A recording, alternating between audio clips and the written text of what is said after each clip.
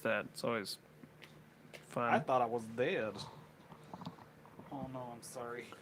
Oh no. Oh! Mic check. Did you hear that? Are we alive? Oh no. I'm gonna go ahead and hit record on this right now before I forget. Oh my gosh, please. We don't want to pull it from the live video. I mean, it wouldn't be horrible, it just wouldn't be as good. Yeah.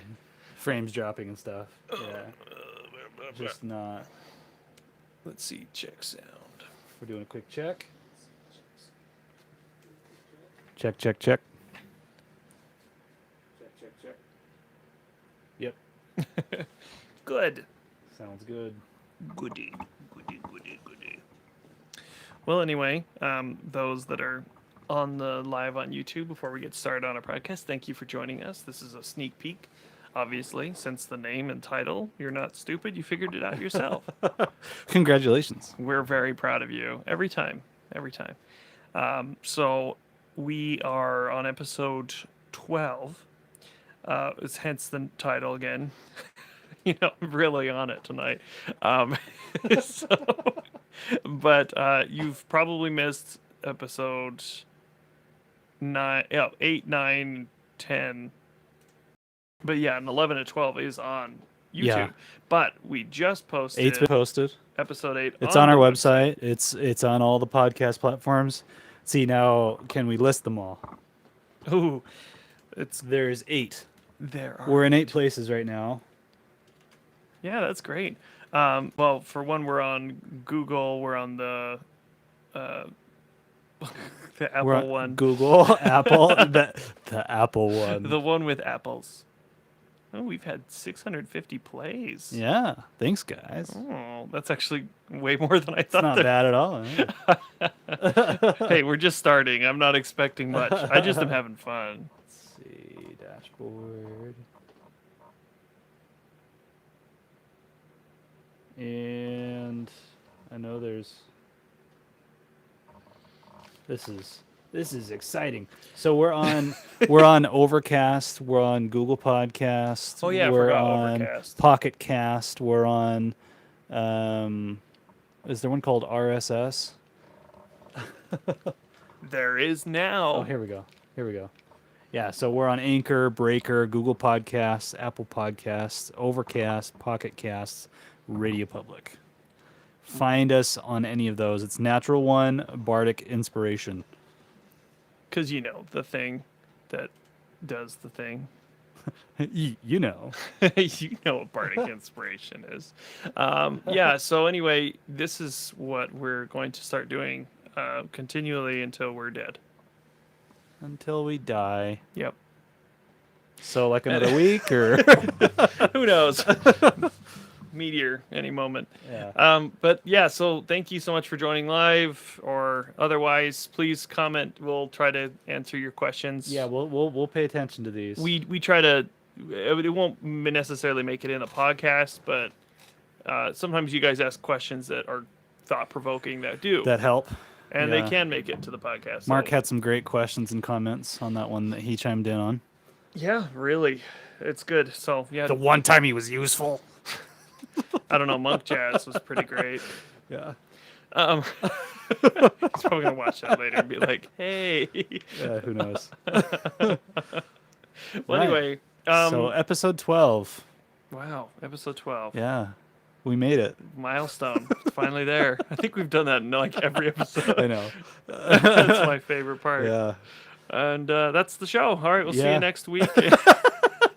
So for those of you who haven't been listening for some reason or who are not caught up on what we're talking about. Oftentimes when I start podcasts, I go straight to episode 12. So Yeah. that's pretty normal. Yeah, just listen to the most recent thing. So we've rolled up a randomized campaign, and we took the one that got the most votes, and that's the one that we're rolling with. Yeah, So we what- were kind of surprised because there was a couple good ones. I love the pirate on water plus water. That was great. That was very inspired. But anyway, we rolled some ones that were pretty They were generic. rolled, yeah. And then some other ones that were weird and meme like, and then this one kind of felt like it was a real thing. So we just ran with it. So plus everyone else voted for that, so it was nice too. Yeah, so this is what were the things that we rolled up on this? It was It was Hitman. It was Hitman? a Reign of Terror. So like that was like the problem. Like there was like a monarch. That was oh like, yeah. and there was Tyrant a Monarch. Yeah, tyrant monarch. That's a phrase. Phrasing sometimes helps. Classic D&D fantasy setting. That's right. And then it was in a world Experiencing events similar to the Legend of Zelda. Yeah. So we've kind of ran with the whole Zelda world type idea. We're drawing a lot off of that. Obviously, since Yeah. that's what it's based off of. And we've come up with some interesting concepts. We have created a villain. We've created the kind of the reasoning behind what the heroes will be starting. Kind of the idea for the campaign. Yeah. Of course, ultimately, it's up to you if you're going to be playing this. We're going to flesh this out and make it look good.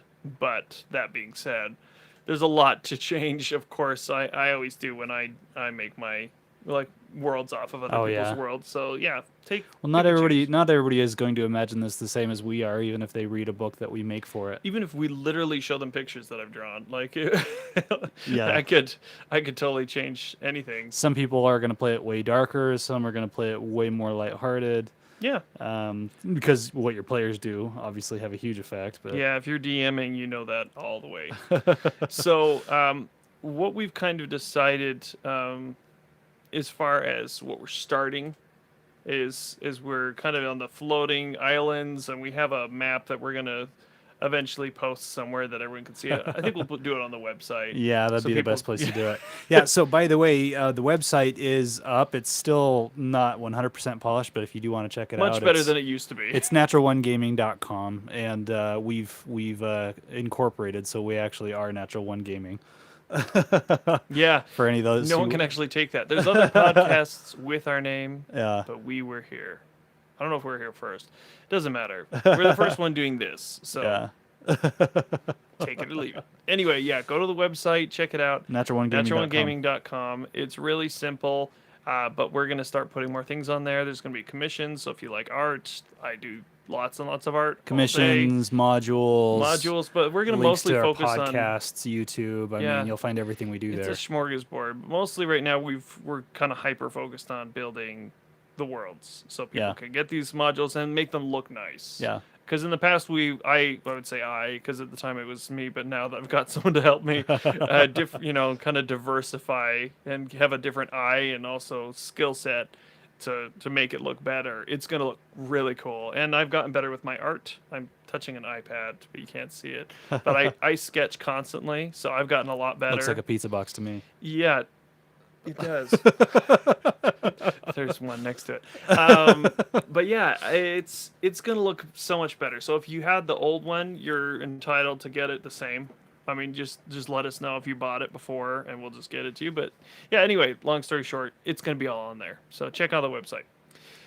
Okay. Yeah. So today we're kind of talking a little bit about tone, establishing tone, and how that fits into either player characters or cities, or even possibly dungeons if we have time to get into all that tonight. Yeah, and there's a lot of resources out there that really everyone's got these different ideas for. I mean, you look at any of the greatest books, you look at any Your basic starter point is yeah.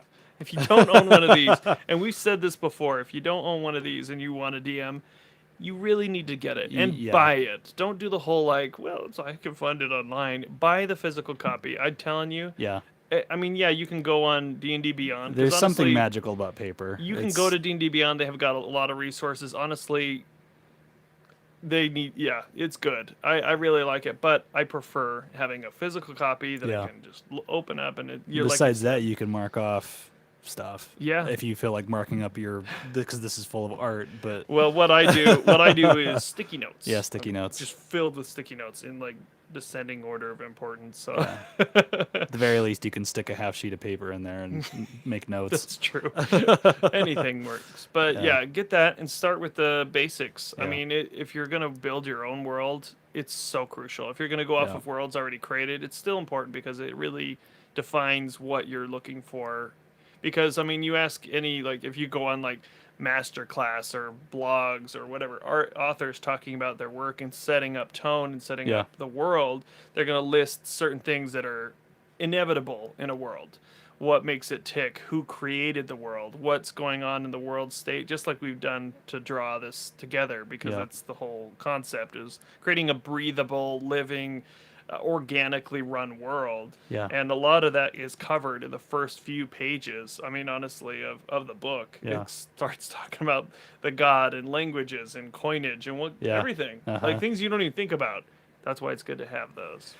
So, without digging into this, I had an idea, and I wanted to run it by you and see what you thought. I love surprises. Yeah, yeah. I totally forgot to bring it up with you earlier, so we're just going to talk about it right here, right now. Our best stuff is organic, so it's fine. So, how familiar are you with the Twilight Princess of the Zelda franchise? I just watched a almost 30-minute video on the entire history Okay. of it. So almost nothing.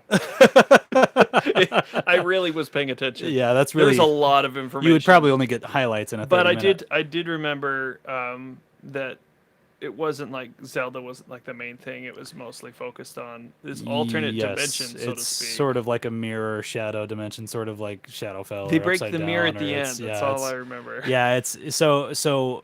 I had this idea where sort of this continent is encased in a sort of bubble, and outside of that, Ganon or the evil or the whatever exists. Yeah. And this ties in with the monarch. I forgot what we're naming him. I'm just thinking Rivali Yeah. in my head. Yeah. I forgot what we talked about his name I think was. his but name was like Corridan or something like that. yeah, I'll have to. We'll I've have got to it like right there, but I just don't remember. So key figures. no, that's the it'd be at the top. Kind of go up a little bit. Princess. Let's see. Her time. Corridan. Corridan. Yeah. So Corridan. So Corridan. The big bad. So we have these sages in the world who are holding something, and they could be holding this bubble around the continent, essentially. Sure, to protect it. And That's what they're always doing. right, exactly. And what they could be doing on top of that is they could have Corridan in his city or his castle encased in its own little bubble, so he's inaccessible until you get to these sages. So there's motivation to go after them, To break the seal. so that they can get Because the that's Corridan. what they do. Yeah, it makes Yeah. sense. And it fits the line. I mean, and it kind of like, I don't know, I agree, because I feel like a lot of times once you get a certain level, players can really do whatever they want. Yeah. So this would allow the story to unfold without you being like, well, I mean, you probably should go here first, without Yeah, trying to railroad them. right. This is kind of a forced. You could always make it This like is a what you strength gotta check do. 45, so it's like even if you have a campaign of 5 people and everybody's assisting you, you can't, force your sword in through the crack and Yeah. break the barrier open. It would be pretty tough. I agree. Having something where, like I was saying before, it's not railroading. It's creating a natural barrier, much like a sea you can't cross without a boat. Yeah. I mean, sure, you can get a paddle boat, make it somewhat of a distance, Yeah. but you got to have something seaworthy to get to your destination. I think that's a good tool, is that you have, and in any aspect of when you're creating anything, you've got to have certain boundaries that you're willing to set.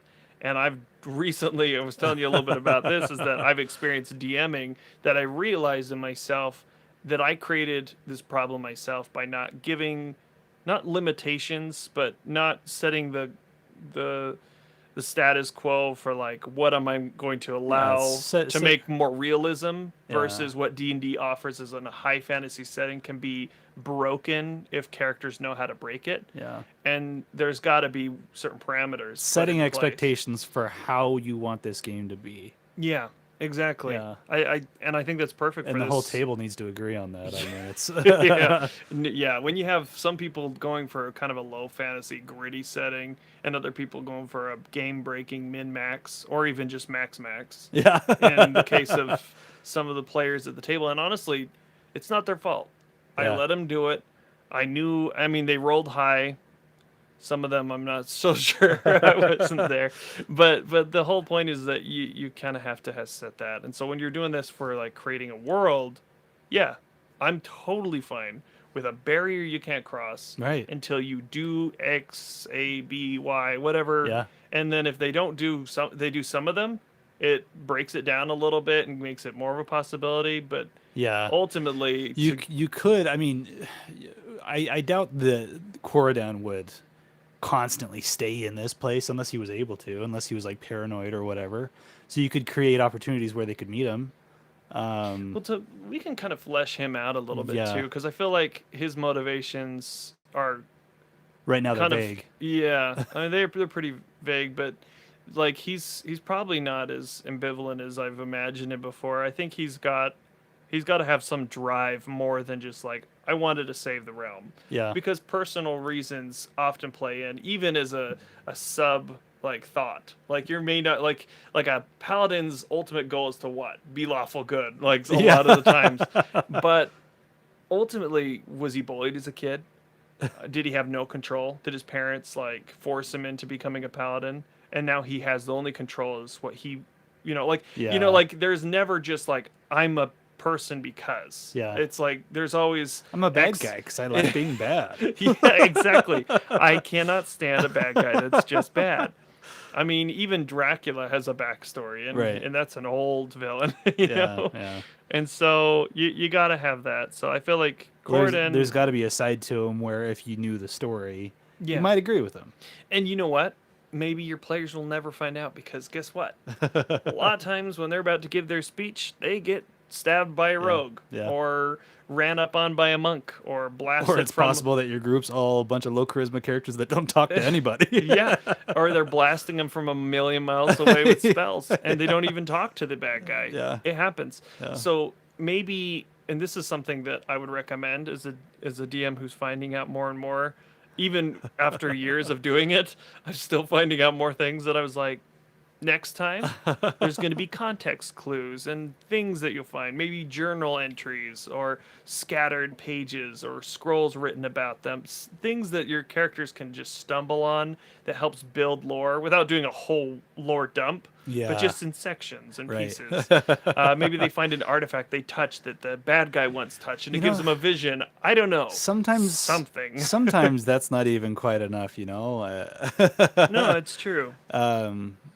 Because I don't know. It's just sometimes when something's been too long since you've had a clue or you've been given the hook or whatever, you totally forget about it. Or sometimes there's so much content to the hook that they don't know which part to pay attention to.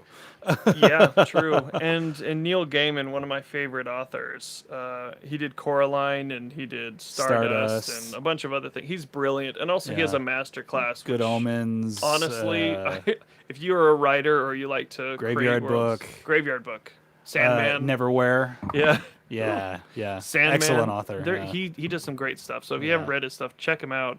And also, if you like hearing him talk, holy cow, his voice is really good too. Yeah, So, yeah. listen to the masterclass; it's really good. Anyway, he talks about world building and how when you're creating a world and when you're writing it down. So when you're putting it down for your players or you're trying to put a session together, know everything. I mean, like it's okay to know it all. Yeah. It's not okay for you to say it all Right. or to put it all on a page because no one wants that. Yeah. I mean, you don't want your players to be like, okay, you're describing the scene as your cart's going down into the city. You know that the mercantilism is very high here because 60% of the people here are dwarves and 20% are elves and 10% are you know what I mean? What even? Yeah. That is there, and it comes together organically if you know it. So preparing is fine. Over preparing is great, but kind of pick and choose what you want to be your key focus is. But definitely plan for it. So Corridan, our BBEG. Yeah, the big bad evil guy. I imagine, like we talked before, how he's kind of like a paladin. Or that's what we were kind of using, kind of a holy warrior. Yeah. Not necessarily. Let's just kind of like we've been saying paladin, but kind of like a holy warrior that fought the big bad before. Yeah. And then when the hero of time or whatever left, he was left to kind of like we kind of envisioned him as a zealot, which is kind of easy just to say, oh, that's a paladin, but it's a pretty well, it kind of fits the description, Yeah. especially if they were good, and they were doing it for a good reason. Yeah. Even if they were kind of jerks about it, they still had the oh yeah, ideals of there's all somebody that was trying to all help. kinds of good causes have their zealots. I mean, Yeah, and every honestly, single one of them do. yes, they do. Even the most simple ones, like being a Star Wars fan. Everyone ruins it because they're so crazy about it. Yeah, yeah. It's that kind of idea. As this guy was the ultimate Star Wars fan, and he went too crazy.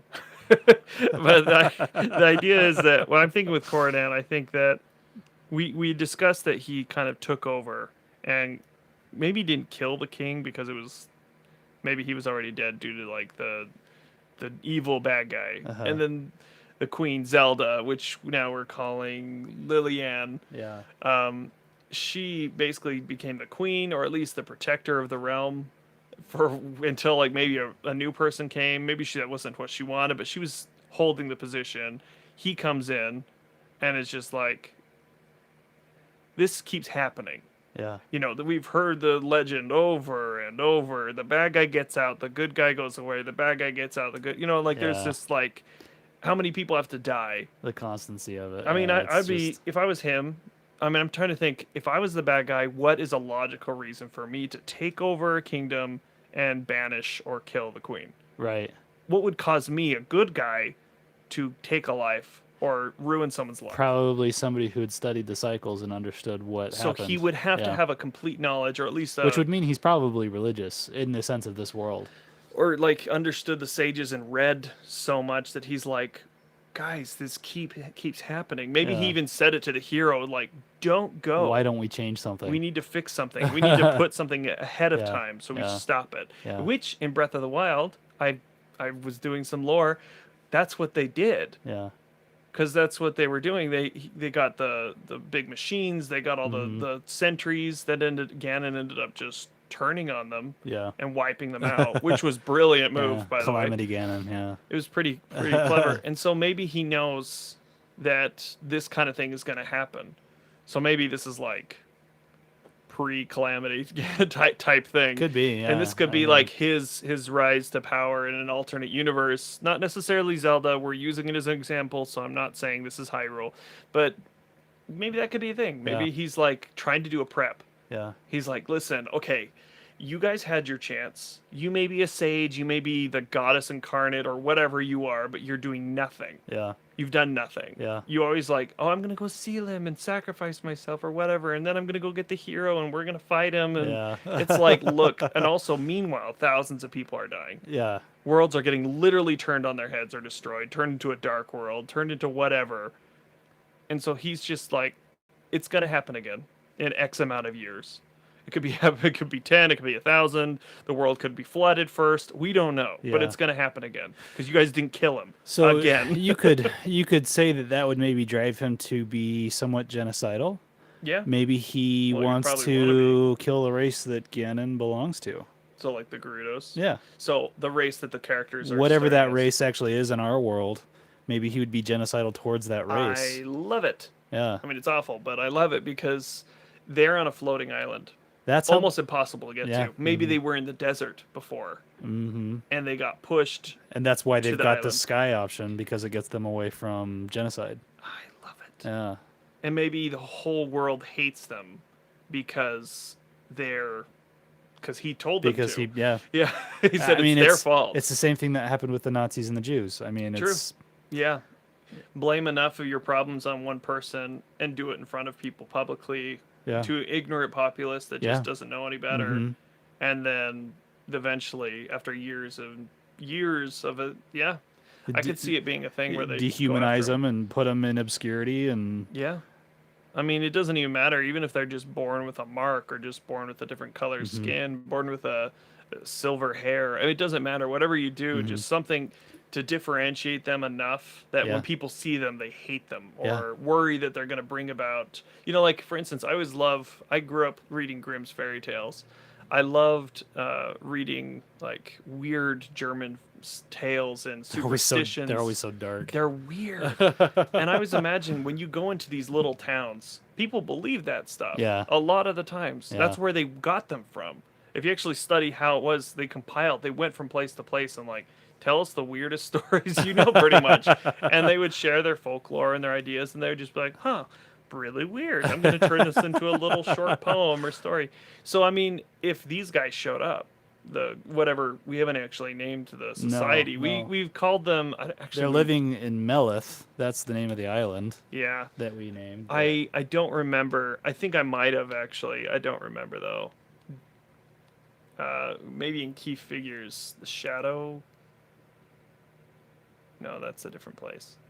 That's Stormbarrow. Do I have any in Melith? Did I not do any? There's no Melith. Okay. No. Well, I had developed a little bit, but I hadn't come up with anything particular. Anyway, that being said, we'll figure some out for them. For now, we'll just placeholder Gerudo. That's what they were. Yeah. Gerudo? Gerudo. Gerudo. Yeah, it's a Anyway, so that could be hard G. So they push him out to the point where they declare war on them. Mm-hmm. He's like, listen, this is where they come from. This is maybe This his is family. this We is need to where the wipe Great them out." Dark Lord comes from. If he's born out of this generation, we'll lose the world. Well, and in a lot of the stories, and I We'll again, lose I watched the whole thousands or thing. millions of lives or whatever. I heard a lot of times he was just reincarnated, or he was let loose again. Yeah. And it was always like this group, or not necessarily always, but there was a few times that it happened. Maybe he's just like, listen, this is where they come from. It's going to happen again. It's always in the same place. Let's just wipe it out. And yes, it's awful. We don't want to do it, but they're also very warlike and they're secluded and they don't share, they don't trade. They're the bad guys. And so they just attack them. Yeah. I know it's weird. I'm going for a bag. No, you're fine. You guys get to see stuff that isn't going to go into the podcast. That's why we're calling it a behind the scenes. Yeah. Well, I don't know. I feel like he's got a good motive to do stuff, even if it feels wrong at first to a lot of people and they'd fight him on it. I feel like his whole reasoning behind it is to save everyone, we have to hurt a few, you know? And that's a very common zealot like behavior of like for the greater good, you know? Yeah. The greater good. good. Hot Fuzz if you've ever seen it. Yeah. So what are you looking for in particular? So what I'm thinking about is we can come up with personality traits and flaws and we could look at defining events or also there's a section in Xanathar's that's got that as well. Oh, okay. Kind of a more extended. Yeah. But yeah. Player's Handbook for those of you who have no idea what I'm using here. The most basic of the books that you can own here. Hey, in D&D. Basic is good. There's nothing wrong with that. If you haven't played D&D yet and you're wanting to get started, this is the book to start with. Yes, as we mentioned for the Dungeon Master, if you're going to play the game, get the books. Yeah. You need at least those two. Everything else you can kind of just... Yeah, there's plenty of context on the internet. Yeah. A lot of Reddit helpers, but just be careful because they're always mean to me. Yeah. Maybe I don't ask them nice. They're always so mean. They pick on me. I'm just kidding. They're fine. Just ask questions. People answer. So what would be a reasonable background? We're talking about, you know, maybe he was Acolyte, maybe he was trained by sages. Acolyte could maybe work. I mean, I don't know the background of the character that we're kind of basing him off of, but if he was coming to help, he would have some kind of either soldier background. He's very martial, yeah. So we could say soldier, and then kind of twist it a little bit to make it fit. Majored in soldier, minored in acolyte. In religion. Yeah, I took a minor studies in religion, but sailor, soldier. Hey there, sailor. Yeah, so maybe look at some of the flaws. This would give us ideas on how to like play them, interact with them. Okay. Well, we did get a question recently about creating an NPC. So how about we kind of flesh him out a little bit and see? Because I mean, knowing your bad guy creates your campaign. Right. I mean, I had my bad guy picked well before I even started the campaign, and we avoided some of the minor. You're talking bad about the one we're guys. playing right now. Yeah. Yeah. And knowing that helped flesh out the direction of everything. Yeah. So absolutely. Yeah, I mean, plus, it'll let you know how he wants to direct the world and how he may interact with anybody, other NPCs or your characters themselves. So if he has a soldier background, there's 8 personality trait options. Do we want to do a random roll, or do we want to see what fits the best there You know what? We could have fun with this and just do a random roll and try to make it and work? try to make just it like we've work. been doing See with the other what stuff? see what it looks like. Because Let's try it. yeah, I mean we've had some pretty fun luck with this so far. So We could try to explain it, and then it would work better, right? So, Well, the fun thing about real people is it doesn't always make sense. yeah, right. How I got to where I am today doesn't make sense. If I had to pick this world out of what I was doing from when I was a kid, I would have not guessed this. Yeah, right. So, by all means, roll the dice. Wouldn't have been fireman or astronaut or something like that. No, fireman, astronaut. So all we're the gonna way. do personality trait. Yep. That's a D8. That's a D8. And that is a floored roll. I'm gonna take it. It's an 8. An 8. Must be inspired. All right. What's 8 for a soldier? 8 for a soldier. I face problems head on. A simple, direct solution is the best path to success. So Fits he well with already what we've kind of decided. doesn't like beating around the bush. He doesn't like. Yeah, if the characters meet him, he'll just be like, "Are you against me or with me?" Yeah. Against me? Okay. Do you want to enable Ganon to come into the world and ruin it? Yeah, we killed him before because this would have been like right after one of the battles where it's like we just came through it. Maybe like 10 years have passed. I Yeah. think a good establishing time for him to take control and get everyone in his pocket. I think 5 to 10 years is a good like frame. So Yeah. at this point he's like, "Listen, really? Guys, I mean half your parents and friends and family fought in this, many scarred, dead, and whatever. You want to go back to that?" He's the type of guy who won't play the game of politics. houses. Yeah. He's the one who says, "Kneel Burn to them. me," or We burn yours down. "You're against me." Yeah. Okay. Good. That Okay. fits. All right. Next, we're doing ideal. That's a D6. 6. Okay. And that's a 6. I'm getting top rolls on all these. My city, nation, or people are all that matter. He just happens to be rolling into exactly who we've described so far. Okay. The fates have decided that Corridan is fitting exactly what we decided. Now we're doing bond, which is also a D6. Okay. I wonder if you're going to do that one. That's a 3. Yep. My honor is my life. I was looking at that one. Okay, so which means he has, his He has a code. whatever his ideals are, he sticks to them. And the thing about honor, it's based off of same type of thing as belief. Is it always true? Is it always honorable? Yeah. Just because you are honorable, does that mean that it's a good thing Yeah, inherently? yeah. Not necessarily. Or what I feel my honor is, somebody else might find despicable. You know how many French, what's it called, aristocrats died for their honor? Right? Or Someone gave him a side yeah. glance and they dueled to the death. I mean, seriously, like, honor is depicted by the person that's living it. Right. And so his honor is basically saying, like, I am going to protect this world, and it is my duty, it is my honor, it is my code, it is my whole being to fight this. Oh, we're practically rolling a paladin, but we'll have to do the minor with acolyte. Chris Johnson, thanks for being with us. Bard, you make the music my players use to regain their sanity in my Curse of Strahd game. It's good seeing you again. Yeah, I love making Curse of Strahd music. I just I've always gravitated towards vampire stuff. So Oh, he's all about the dark stuff. always have Which, been. if you listen to his music, you probably know that. It's all very sad and depressing, just like me. Yeah. But yeah, He's always been that way. It's true. Yeah, people used to call me Vamp sometimes. It's true. He's very white. It's true. I used to be a lot skinnier and like angular. Now I'm just roundish. You're a well-fed vampire. It's important to be well nourished, so, in your later years especially.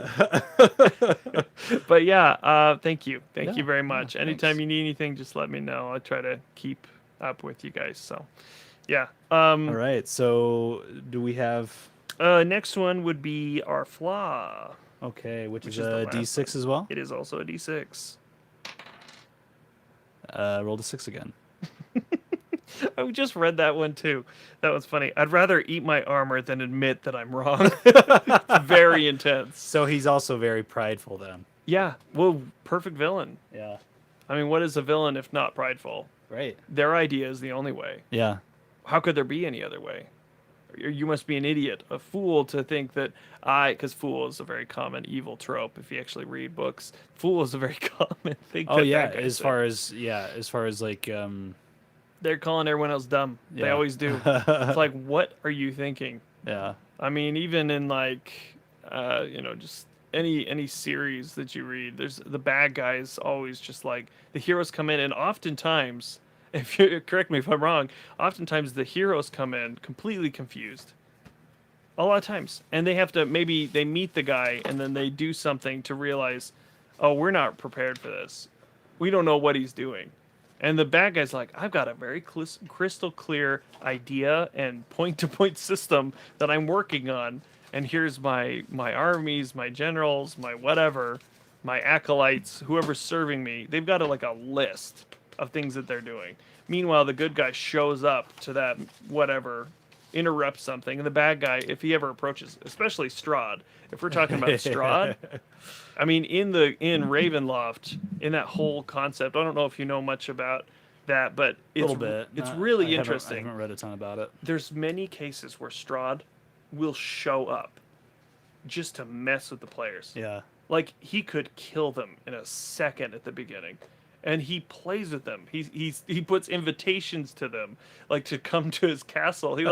He's very like accommodating to a degree, Yeah. but also letting you know that you don't stand a chance at all.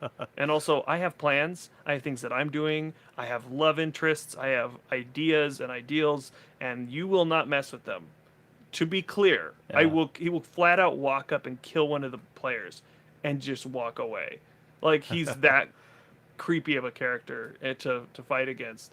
And so like with this Corridon character, I kind of like that idea of that command because based off what we rolled, Yeah. he's very commanding. He's not Yeah. going to back down. So what were the things that we Yeah. rolled up? He's So- straightforward. So 8, he faces his problems head on, Head on. simple or direct solution. And then Simple. for the ideal, we rolled nation. So his ideal is his nation. No. Was it? Oh yeah, it was. It was a My 6. city, nation, or people are all that matter. So he's City, doing it for his people. Nation. So Ultimately. he's patriotic. Yeah, he loves his For people. his kingdom that he's taken over. Maybe we could enact some kind of a prophecy that was going to Yeah, wipe out his race Or his maybe a false city one. or yeah, which it's kind of fun to have an false alternate prophecy. Yeah. an alternate bad guy Yeah. that you kind of find out that is kind of the main bad guy. Yeah. I love doing that in stories where I'm creating a world is where I'm like, okay, your bad guy's right here. So his motivation is falsified. whether yeah. it's true or not, he doesn't know, Yeah. but he thinks it's true. Yeah. 100%. And then what was his Bond. bond? His bond was my honor is my life. Honor. So his code, his purpose, his whatever, his motivation is completely his entire life. That's a big statement. Yeah. Like nothing else deters him from his honor. Right. And then 6 for flaw, he'd rather eat his armor than admit he's wrong. So very prideful and headstrong when it comes to his ideals, which Then- fits very well with pretty much everything else. So as an example, say your player group of characters discovers the false prophecy and they bring it to him. Oh yeah, that could be a really fun like part of the quest. One that would subvert his honor, so he would say, I don't want to believe that's true. And two, Also, if he's he's done not going to admit he's wrong because of his the horrible flaws. atrocities that he's Yeah. committed by attacking the Gerudos, for the lack So of he has at least two motivations there to refute that evidence, even Yeah. if it is hard evidence. Oh, he'd have to cover it. Yeah. I mean, I think maybe if the first bit of evidence comes forward that. But it he's was not falsified. he's not subversive though. So what do you think he would do with that knowledge, being that he's a straightforward person? Do you think he would just kill the group if they confronted him with it? Because he's not subversive. So what would a straightforward not- head-on solution be? I don't believe they would be direct enemies on the first encounter. Yeah. I think the first encounter he would say, "You're saying, things that are going to disrupt the people." Because his people are his focus, right? Yeah. So what's better for the people? To learn the truth of that they attacked a people that they shouldn't have out of a false prophecy and murdered possibly thousands of people and drove them into the wilds and some flying city. Yeah. You know what I mean? Like, Yeah. would he? Because he would face it head on, which means he would probably, But for his people, he wouldn't want to. But honor is keep his it. life too. So I know. Yeah. So he would probably. That is where the villain really gets. Because I always figured there's like 2 or 3 stages of a villain. There's the first one, which is probably the dutiful, honorable something. Most people don't start off with the idea of vengeance, which some do. Yeah. But in this case, he's not that way. He's Yeah. very straightforward and wanted to help. Yeah. So phase 1 of his villainy is he's doing it for the right reasons. Whether they're a bit crazy, it's his right reasons. Yeah. Someone does something, the players meet the villain, or somebody that the villain will eventually be in contact with. But in this case, I think meeting Corridon would be I don't know. I think it might be an interesting thing. I'm not sure how they would do that with the whole barrier thing, but we can figure something out. They could run across him. So that's something that we can talk about too. How long have we been going? It's been about 40 minutes. Okay, so- I don't know if we want to talk about that tonight necessarily, but what I was thinking was, one of our travel options. We talked about potentially having fast travel or teleportation options. Yeah, like in the world. teleportation circles. Once the player characters conquered navigation difficulties and opened up the. Well, we're the- going to treat the it fast kind of travel like point. a video game in some Yeah. aspects because we're fitting the world.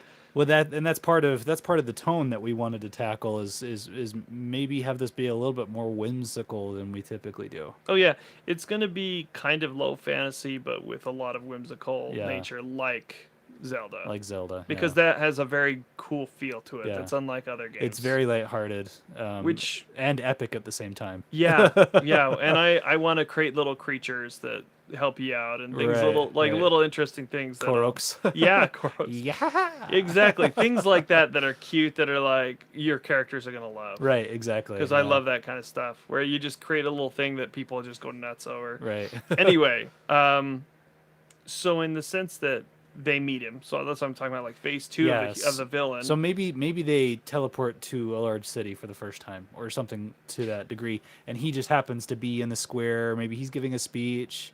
And they find a way, or a ball, Yeah. a big event where he's involved with, maybe Yeah. doing something for the people because that's his thing, Right. and maybe they find a way to approach him or gain audience with him. I mean, these are hitmen, Yeah. Yeah. so I mean, they would have some contacts Hmm. in cities. I mean, so their ultimate plan is to take him out, or take out people for him, or whatever we end up Yeah. perfecting, I should say. Yeah. Yeah. But for the sake of the phase 2, I would say they'd probably need to tell him, listen, we found out, we went on this journey to do some things. Yeah. We found out that what you said was not true. Here's the proof. Yeah. Here's a tome that literally shows, and he like touches it and he's like sees that wasn't true. And then in that case, if a villain finds out that their ideals are wrong, or that they've done something horrible, He will probably reject it as truth. He'll probably just be so jaded that he'll Yeah. say, "No, that's yeah, wrong. he would fight it to What the you end. showed me He'd is say, wrong. Are you kidding me? No. Show this to anyone else, and I will be forced to take action against you." Mostly because he wouldn't want his people to panic Yeah. because of what they did and what he did, and not to cover So- it up, but for the greater good of helping his people. he wouldn't want them to be like turning on themselves on each other. So he would probably just say it's not true. He'd fight it completely. I would have to say he probably can't believe that it's true. Yeah. He probably can't. Willfully will not. Yeah. Yeah.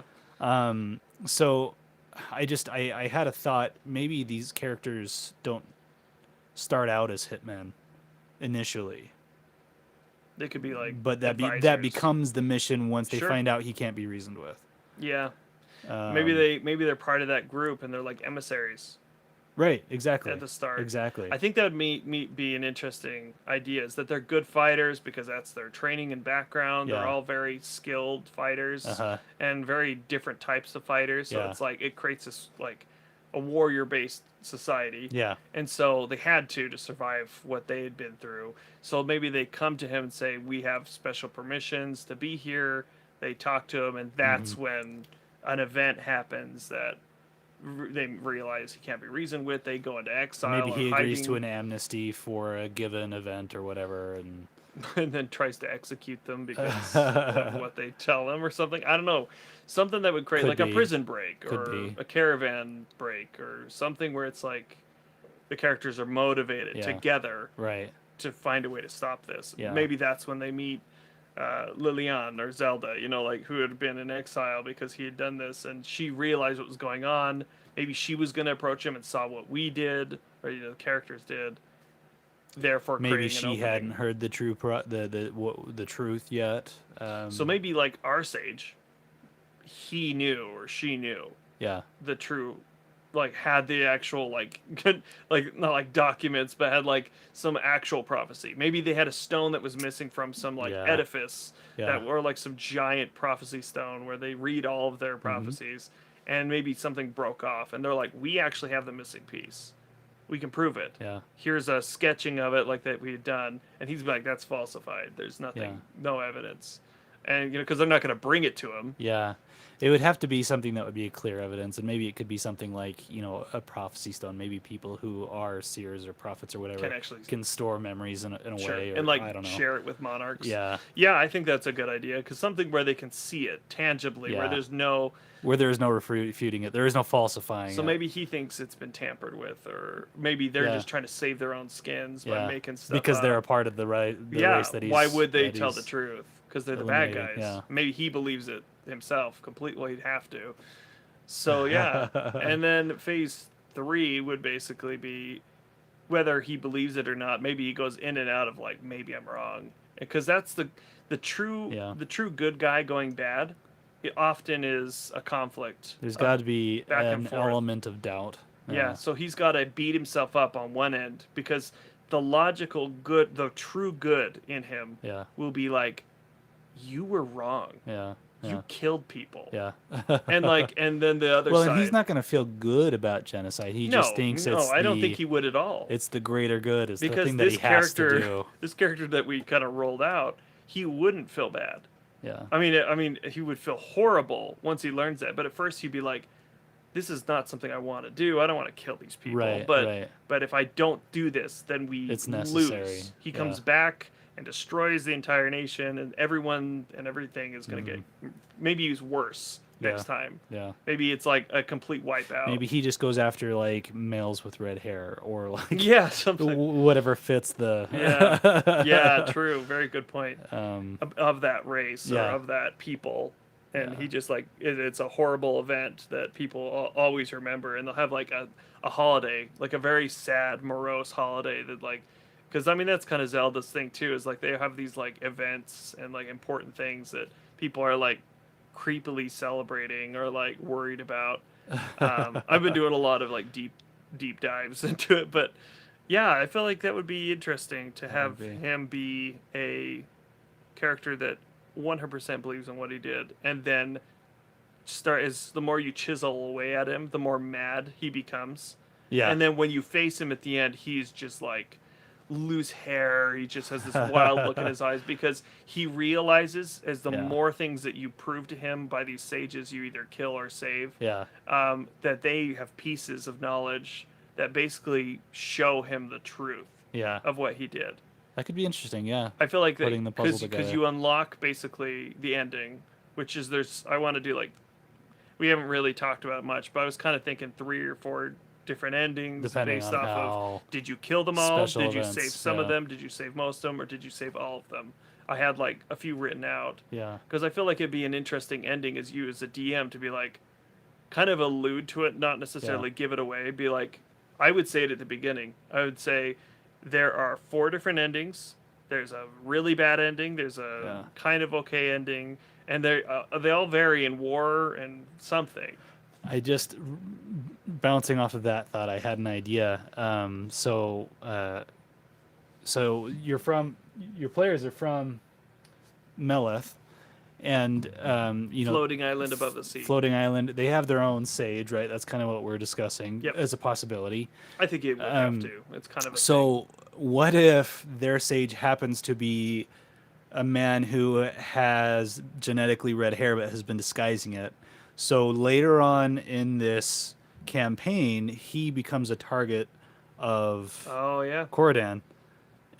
So they can protect him, or if he dies, there's a consequence. There's something that could happen because being one Yep. of the sages, there has to be Yeah. that potential there. I think every city has a sage. because they're not going to kill their own sage. No. But the potential for him to die, I think, would be an interesting quest. Oh yeah, absolutely. And depending on how your players play it, I feel like most of the time they're probably going to try to save.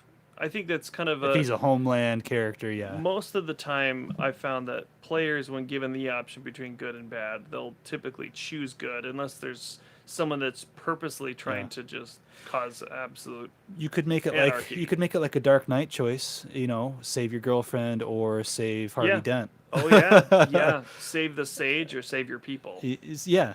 Like yeah. maybe he's found a way to get to the island with like dragon riders, and they come Something. and burn it all, Yeah. or you give up the sage, or Yeah. you take them out, and it's like you literally can't save them both. Yeah. I think that would be a cool like Witcher style decision where Yeah. it's like, and I've referenced it multiple times in all the podcasts. I love The Witcher for this because it creates that conflict of like, did I choose the right thing? Yeah.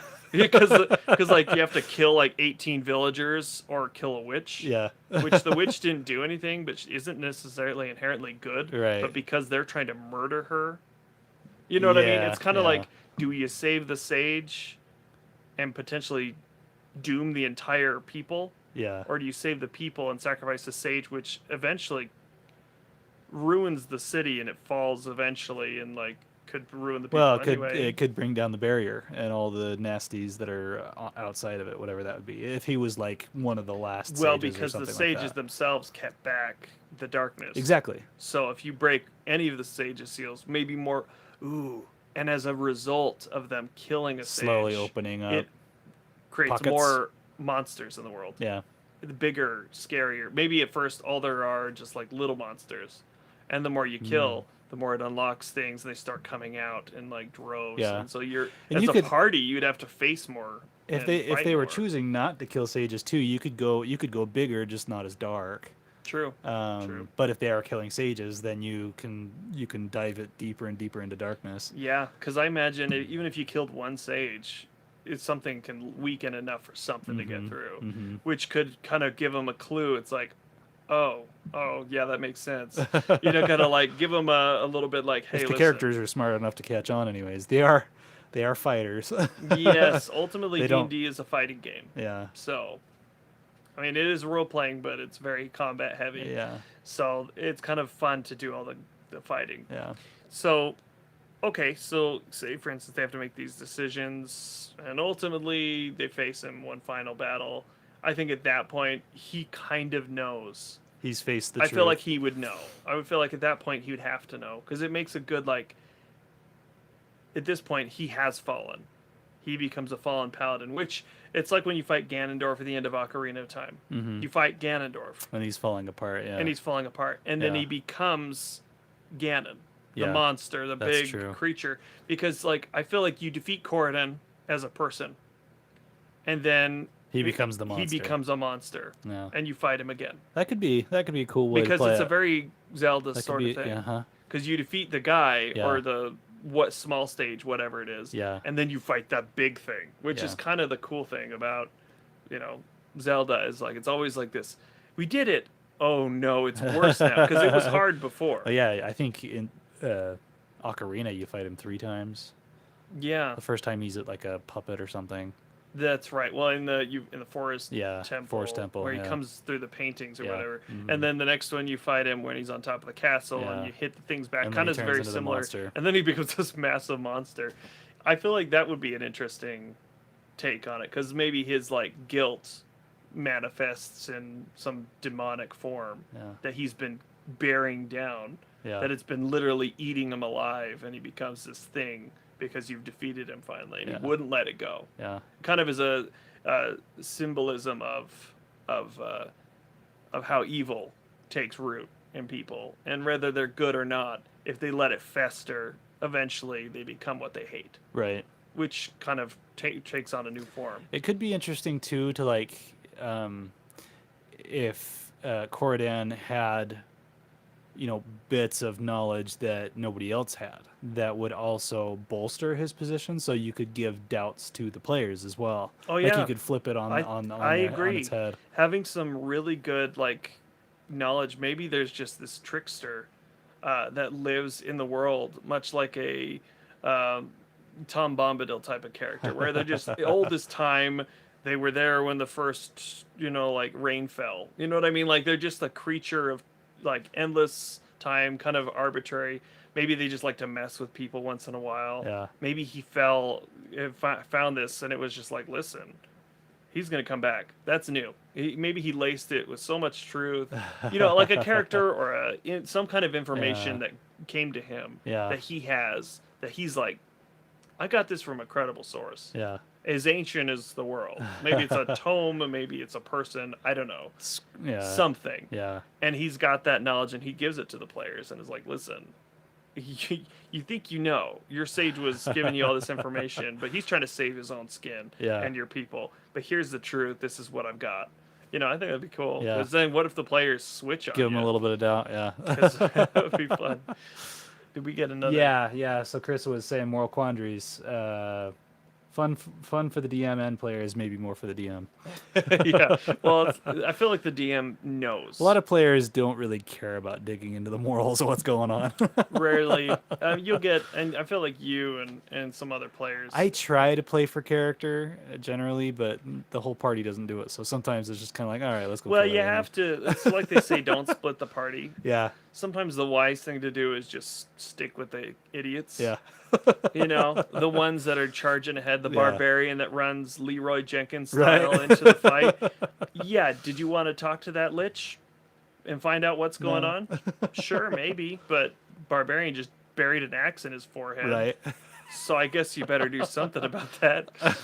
And so, I mean, it's the same type of idea. Maybe your characters will never talk to Corridon. You don't know. Right. But that's why Yeah. we're developing it, because if it happens, you have a backstory. Well, it at least has motivation for the world state, because if you don't have that, then when your characters do have questions, you're like, I don't know. Yeah, if your villains don't have... Bad guy said so. Yeah, and even the sages too, because maybe they're a little corrupted too. Maybe he's corrupted them. Maybe the monster, demon, whatever that's in Corridon is using Corridon to get whatever the creature Ganon type thing out. Right. Maybe it's not even Using him as a Corridon. tool, He's using yeah. him as a puppet, being Yeah. like putting little things in his head, like, listen, Yeah. you got to get this sage on your side, It could and be it kind of corrupts. he's corrupted from whatever power source that he's using to control everything. Maybe when they fought in the that's got last some battle. sort of taint or corruption to it. Maybe that last battle was kind of like a phylactery. Because, I mean, if we're Yeah. using D&D rules, Mhm. Ganon would be a lich. Yeah. So Because he keeps ooh, coming back, right? That's So maybe he's got one of the phylacteries, but it gives him knowledge, much like a Triforce Yeah. gives power, courage, Yeah. whatever the three. I think it makes me think of the Crystal Shard. I know you haven't read that one yet, but the Crystal Shard, it's a phylactery, and it Mhm. was made, I think, by like nine liches or something. Okay. Anyway, yeah, that voice in the phylactery, it Would be corrupts. giving- It, okay. it corrupts. So I think that's perfect. Then. It Dude, I gives a love lot of that. power, but it corrupts. But that would make sense for his arc, because he's got an item, a piece of Ganon that keeps bringing him back. Mhm. Because if we're talking D&D, he would have to be some kind of creature that can die, come back because of some kind of phylactery. Yeah. So let's say that Ganon's some lich or the monster, whatever we end up calling it. They defeat him.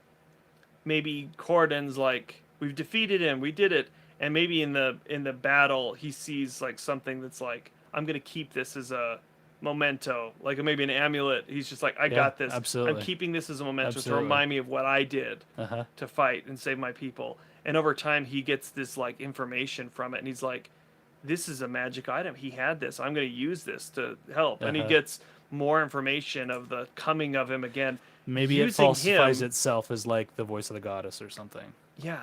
Yeah. Oh, dude, I love it. Yeah, that's it. That's it right there. That's that's what happens. And then that's when, at the end, when they defeat Corridon, the true creature that was Corridon. Maybe he's the same. Maybe he keeps the same form. I don't know. Whatever we. Or maybe doing. it's a piece of the Lich's soul, from the phylactery that they have to fight, or which it comes in his body and he becomes morphed and especially huge if and they've creepy if they've managed to break down part of this seal that the sages were holding. They would have to. It would be panicking and trying to kill the heroes. Maybe you could modify its strength based on the number of existing sages. Yes. That's it. That's it right there. Because if they do that, because that would reward them for saving them. Yeah. Because at the end, I mean, obviously it's going to be a hard fight. Yeah. But be hard either way. How much cooler would it be is if they killed the sages? Yeah. And then they're faced with their consequence. Yeah, like a full strength. It's a full strength lich or like whatever. Demi lich, like some huge Draco lich like creature that's like super hard to fight now. Yeah. And maybe they don't win. A monstrous lich of some kind. Yeah, you could have a generational like the evolved Ganon form, yeah. Yeah, you could have a generational, which by the way, GPKs aren't bad if you do it right. Yeah. Especially if it's the end of the campaign, that can be totally satisfying. Imagine if arcs are completing during I the know TPK. this is a whole other subject, and we can talk about the fallen world. By the way, there is a scenario in the timeline of Link loses that battle on top of against Ganon. In Ocarina of Time when he fights him, there is a alternate actually universe that ends up going with a bunch of the other stories of like we talked about before. It's not canon, but they made it canon because it made the most sense. Yeah. That there's different timelines and whatever, and they made all the games fit. So there is a timeline that he loses on top of the mountain, on top of the castle. Link dies. Ganon wins. And so I imagine in this situation, if they get a TPK, and I would handle this as a DM saying like, as you fall, like the next person falls, as the last person stands, you will your information into whatever tome you found from the sages, and then you send it out as you're dying. And so it lands amongst some other heroes. And then they can take up the helm and be like, now we're in a fallen world. Ganon or whatever has returned because your failure. And now you're in basically the same world, but twisted, much like in Link to the Past with like Super Nintendo, where it's like you go to the darker world where everyone's monsters and everything's creepy.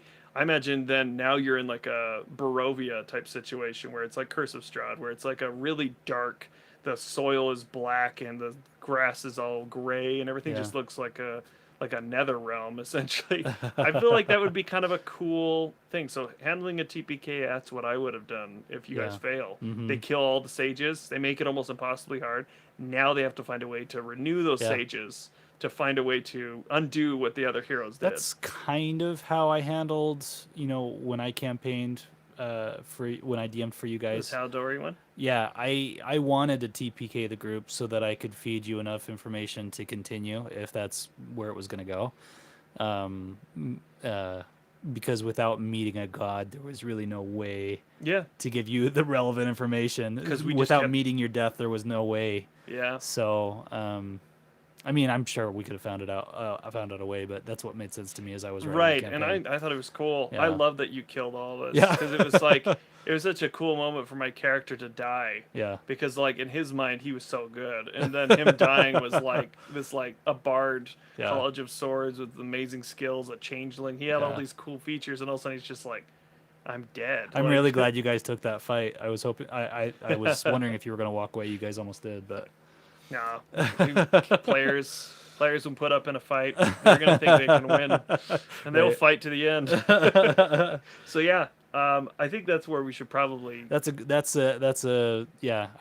He feels a lot more breathable, Yeah, I feel like if you're going to build a understandable. world, I feel like we should have done this earlier. Yeah, Typically, that's what I would do, is do this probably one of the first things. yeah, I'm glad it came out when it did, though, because then we kind of had an idea of yeah. sages, of the world itself, and a few things. So. It came about organically. I think it works. Yeah, absolutely. So before we finish everything, we'll do a little bit of upkeep because we skipped it in the beginning, Oh, and yeah. I totally forgot. Yeah. Yeah, this episode's brought to you by our sponsor, Q sponsor thing, and oh yeah, and we wanted to talk about what's new in the world of D&D. Yeah, we just got so excited. We jumped right into it. Yeah, we had some ideas. We've been doing a lot of research, so I got really excited. So I get D&D updates in my email, in my inbox, and there really hasn't been a ton of stuff this last week. There's a couple things though. So there's about new podcasts. One that I saw that came up from spokesman.com. It's called Dungeons and Daddies. And it is what it sounds like. So check them out. Dads that love Dungeons and Dragons. Yeah, and which they have a is game. which is Yeah. exactly what we are. So I mean, if you like us, you'll probably like them. I mean, there's a few that are interesting. Obviously, if you like Critical Role, there's a bunch of that. There's Crit Sandwich. I've really enjoyed how they do their worlds and how they do it. Actually, in fact, mentioning podcasts, that's where I got the idea originally, and I'd mentioned this, where I got those lists, Uh-huh. and I ended up modifying it to fit our thing, but. They were the ones that did that first to create a world, and That's I was right. like, I loved that. I was idea. re-listening to our episode 1 when I was transcribing it earlier, so I was Yeah. like, oh yeah, crit sandwich. Yeah. Yeah, check them out too. They're really great. There's a lot of good D&D podcasts that I've enjoyed. I don't necessarily listen to a bunch of like games because that's such an investment. Uh-huh. But I love topics and world building, so they're pretty good at that. So the other thing was, and we were talking about this earlier. If any of you follow Corridor Crew, they're doing something kind of cool with their campaigns right now. Yeah, you should definitely check that out, as well as their channel Node. Yeah. Look up Node Dungeons and Dragons, and I swear they use I think it's Hero Forge minis. Yeah. Mm-hmm. Or Dwarven Forge. I can't remember. I think it's Dwarven Forge sounds right. Either way, those are both great.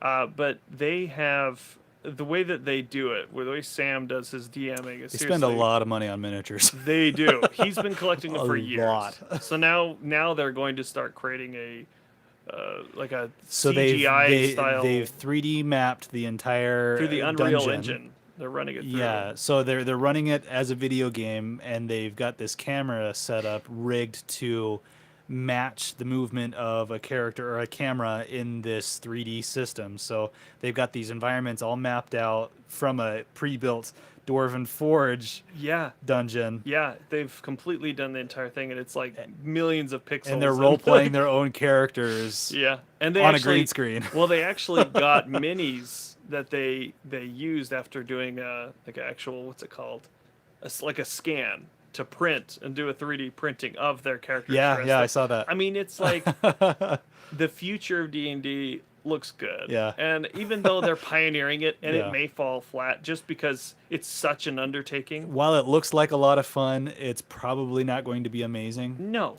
and nothing is the Yeah. first. But honestly, the way that I've seen them do stuff, and I got into D&D. That doesn't make it less exciting. No, absolutely. The way that I got into D&D, one of the first shows that I ever watched was Node play Dungeons and Dragons, and I just loved the way that they did it. Yeah. The sound effects they used when they're like, and I'm going to shoot him, and they actually added sound effects and like the mark. So good. So I mean, I have a high respect for those guys. They're all very funny, and they do a lot of good work. So check them out too. So other than that, did we have any other upkeep? I definitely want to do one quick shout out to Incarnate, the map makers. I've recently been in contact with them again. They're coming up with more updates constantly. Mm-hmm. Their battle maps are they're actually doing battle maps now, not just world maps. So they have a ton of stuff like you wouldn't believe. Like I've seen some crazy things. I don't have the talent for battle maps as much as I do world maps. but definitely check them out. And then, of course, Hacks Tech Dice. I can't say good enough things about their dice. I love the quality, and also the people there have been in contact with me several times, and they really love what they do, and it shows. It's not just a like a dice company. It seems like they actually care. So I mean, no one's paying us to say this. Yeah. I think they're all great. Yeah. So check them out. So Incarnate and Hacks Tech Dice and Other than that, depending on where you're following us, check us out everywhere else that we are.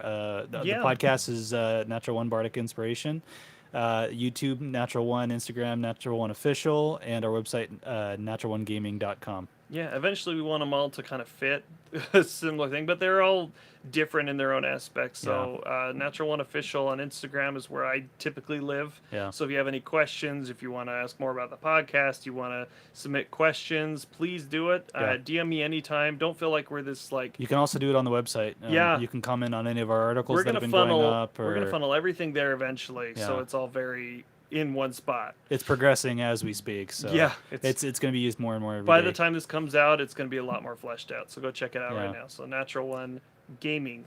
.com.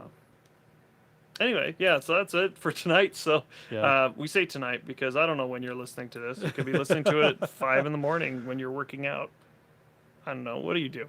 But as we always say, I'm Dave. I'm Dingus. Yep, that's his name. No, we didn't even introduce ourselves this time either. That's fine. But I mean, if you don't know who we are by now at episode 12, then that's fine. He's Dave. I'm Will. Yep, and as we always say when we exit, it's just kind of a thing we've said, is may your rolls always be natural ones. Just not fat ones. Just not those natural Just ones. not natural ones. They really suck. Except, actually, stories are great with them. But thank you so much for listening. Have a fantastic day. Goodbye.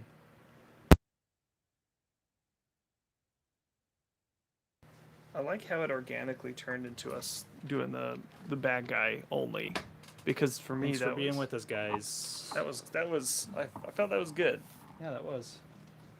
Thank you so much, guys. We'll see you next time. Toodaloo. Toodaloo. Toodaloo.